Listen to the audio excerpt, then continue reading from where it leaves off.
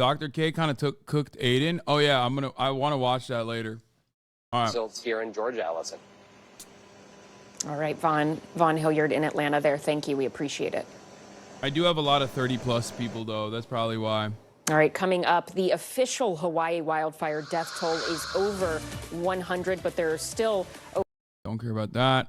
As former President Trump faces criminal charges, he will be notably absent from tonight's very first GOP You're going to learn so much, Todd. presidential debate of the season. Just so you guys know, 8 other candidates will be on stage in Milwaukee tonight. They are all, as you know, way behind Donald Trump in the polls, despite months and months of campaigning.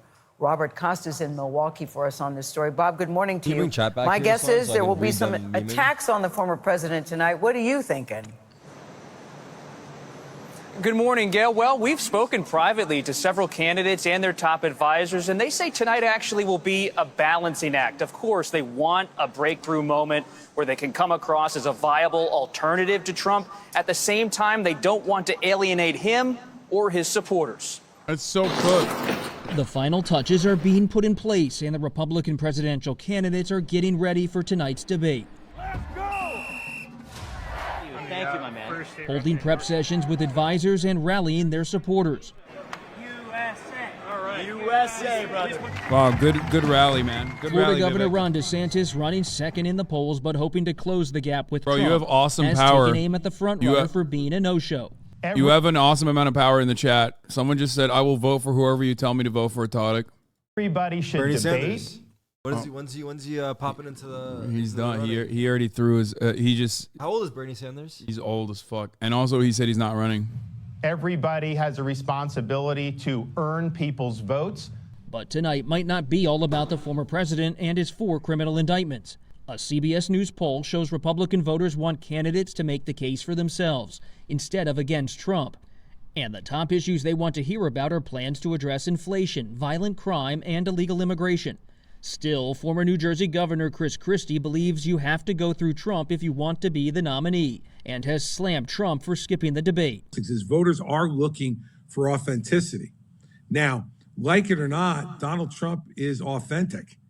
He's just an authentic liar. Without Trump, others, especially lesser-known contenders, might find a bit more political oxygen to make their pitch and get noticed. You're going to have a serious policy discussion between the other candidates, and there's a lot of differences there. For Vivek Ramaswamy, his rise in the polls has put him center stage, and that comes with added scrutiny. No, there including isn't. Comments he made to The Atlantic about a conspiracy theory that the U.S. government may have been involved in the 9/11 attack. I think it is legitimate to say how many federal agents were on the planes that hit the Twin Towers. Like, I think we want it. Maybe the answer is 0. Probably is 0, for all I know, right? I have no reason to think it was anything other than 0. On Tuesday, he was asked to clarify. Do you think there were federal agents on planes on September 11th? Of course not. While Trump won't be here in Milwaukee, this will not be a low-key evening for the Trump campaign. Later tonight, a pre-recorded interview with former Fox News host Tucker Carlson sitting down with Trump will be posted online. And the campaign says Donald Trump Jr. and top Trump campaign officials will be here to mix it up and project confidence. Nate. Bob, thanks. Let's make some history here. Okay, so what our viewers to know right now, we're going to show you a whole new treat for you. Bring on the drone. You can hear it buzzing in the background. Here in Milwaukee, it's going to cruise around the set. You see that? It's the drone from Mike Lindell, brother.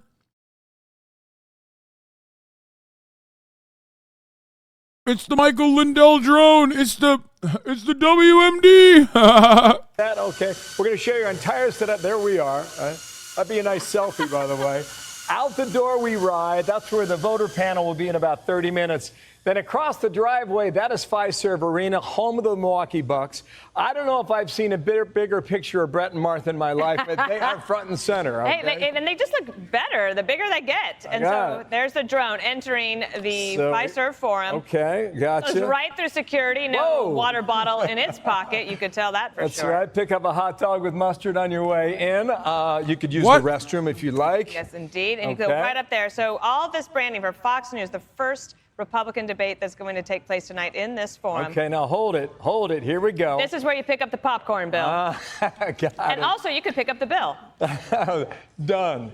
And there we have, voila, the stage for tonight's first event of the 2024 campaign season. And up bright and early with us are our colleagues, Brett and Martha, who are ready to let it rip. Hey, guys, good morning. Good morning. Yeah, this is pretty cool. The stage unveiling. Never before seen this drone entrance, and it's sort of like the Fox News Democracy 24 spaceship here. That's sort of, it's awesome. They've done an amazing job. It is incredible. And I just want to make sure that I tell all the moms. And I did kind of feel like it was going to hit us in the head. When it was coming in for a I'm not going to lie. I don't know why, but I feel like they're kind of pussies for like saying like that they're advocating for democracy. Does that make sense? No. Wait, hold on.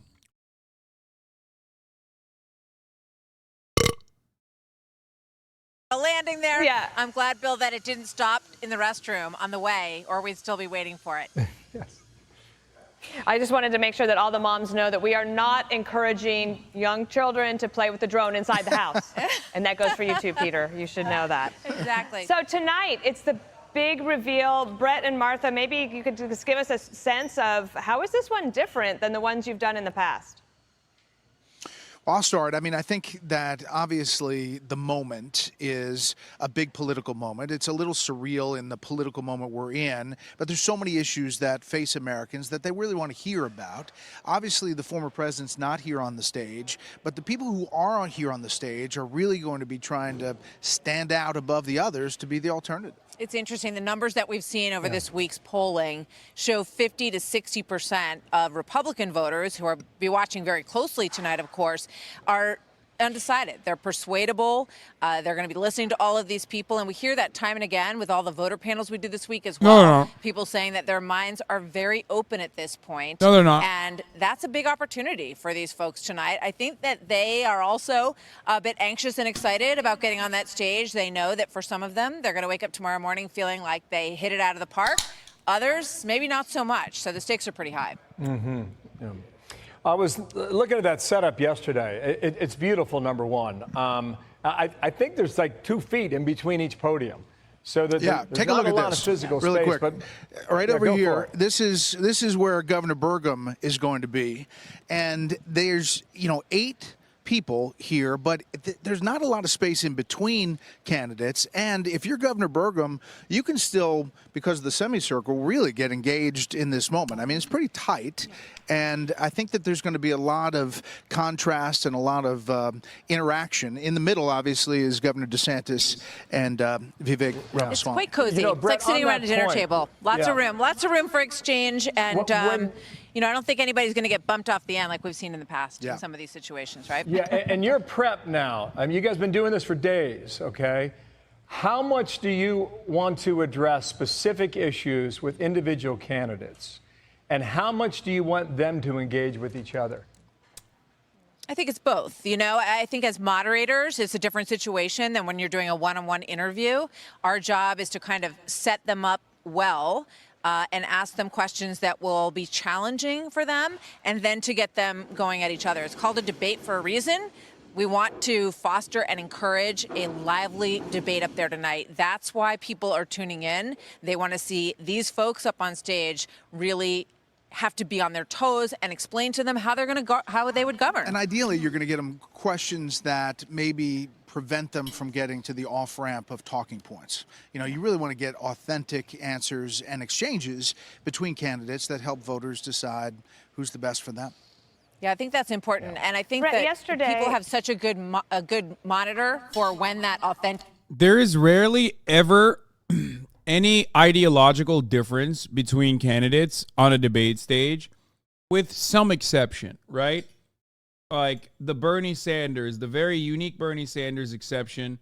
Other than that, it's usually like you got some showboat candidates that come in with like pet peeves and single issues that they believe is the most important and that they would handle differently.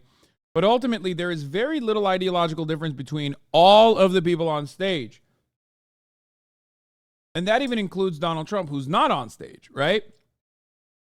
So whenever they talk about it, it's like, oh yeah, us candidates, like we're going to,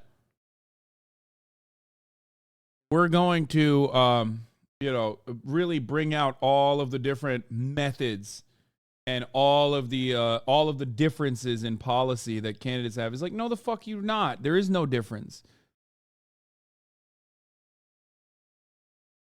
There's no difference. The only thing that could be different is how you are perceived by the broader electorate in the general election. That's it. Can we get a header saying you can't show the debate and it's a multicast stream because chat is going to be insufferable? Absolutely.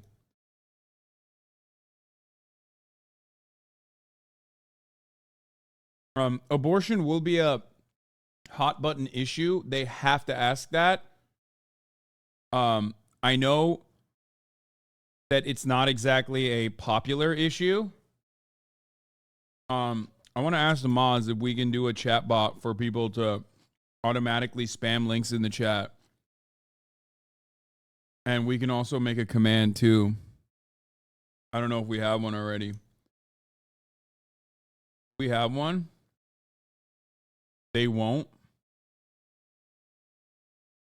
No, I think they will. They will. They have to ask abortion, dude. It's like the most important issue of this election cycle. And the way that they reply to that abortion situation, and I have yet to hear a good answer from a single fucking Republican so far.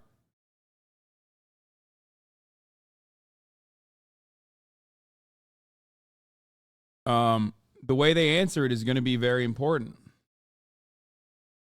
Tell them to go to your Discord is probably the best idea. No, the fuck it's not. Okay? No, it's not the best idea. That is insane. There's going to be like fucking 40,000 people in here, let's say. No, that is a horrible idea. No, I want people to just go straight to the fucking Fox News live broadcast link rather than going to Discord. Oh my God, you guys are, fuck me. Holy shit, I gotta fucking, yeah, it's like motherfuckers in the chat be multitasking between Twitch, work, YouTube, porn, and Discord 9 hours a day, but lose their minds when asked to watch a debate on their second monitor. They're like, I don't understand. My tertiary monitors for watching Overwatch porn. My secondary monitors for playing Overwatch while watching Overwatch porn. My main monitor is where I want to watch you right now. I don't get it. I don't understand. It's like,